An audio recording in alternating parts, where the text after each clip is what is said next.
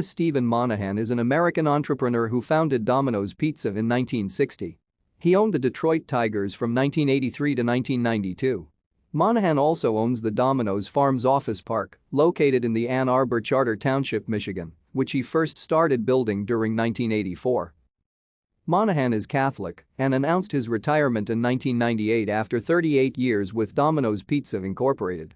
Monaghan sold 93% of the company to Bain Capital Incorporated for about $1 billion, ceased being involved in day-to-day operations of the company, and subsequently dedicated his time and considerable fortune to Catholic causes.